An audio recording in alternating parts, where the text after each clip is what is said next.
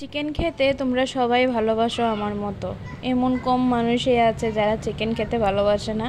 তো হ্যালো বন্ধুরা, সবাই কেমন আছো? আশা করি ভালো আছো। তো কড়া গরম করে নিয়েছি, মশলা রেডি করে নিয়েছি।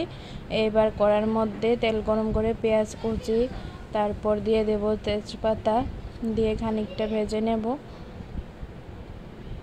ভেজে নেওয়ার পর আমি মশলাগুলি দেব। তো আজকে আমি মাংসটা রান্না করব না মেখে। তো সম্বাসে ফোড়নের মধ্যে সব কিছু দিয়ে দেব। আর আজকের মাংসর মধ্যে একটা বিশেষ জিনিস দেব। তো সেটা দেখার জন্য প্রথম থেকে শেষ পর্যন্ত তোমরা ভিডিওটা স্কিপ না করে দেখো। তারপরে দেখো আদা রসুন বাটা, মরিচ জিরে ধনে কাঁচা লঙ্কা বাটা সব কিছু দিয়ে দিলাম, দিয়ে খানিকটা ভেজে নেব।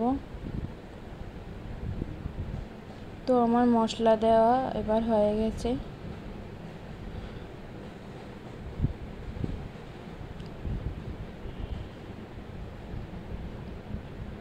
তো এখন দিচ্ছি দেখো সেই বিশেষ জিনিসটা। তো ঘরে পাতা টক দই, গতকাল রাত্রে আমি ঘরের মধ্যে টক দই পেতেছিলাম। তো ঘরে পাতা দই খেতেও খুব সুস্বাদু হয় এবং স্বাস্থ্যকর হয় গরমের দিন, তাই ঘরের মধ্যে এখন দই পেতে খাওয়াই ভালো। তারপরে দেখো ধুয়ে রাখা চিকেনটা দিয়ে দিলাম। তো চিকেনটা এবার মশলার সঙ্গে নেড়ে চেড়ে ভালো করে মিশিয়ে নেব।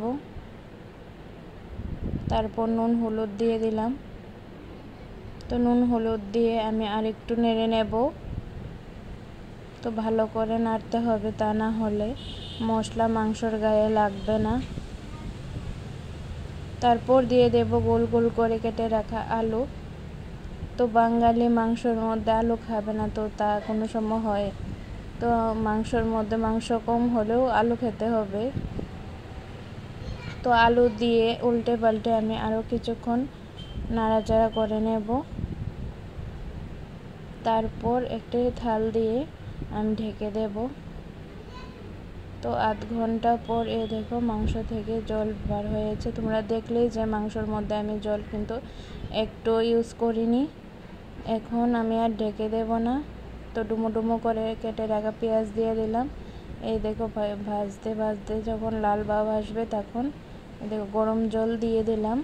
তো আজকে মাংসটা একটু ঝোলঝোলি রান্না করব। তারপরে দেখো দিয়ে দিলাম গরম মশলা।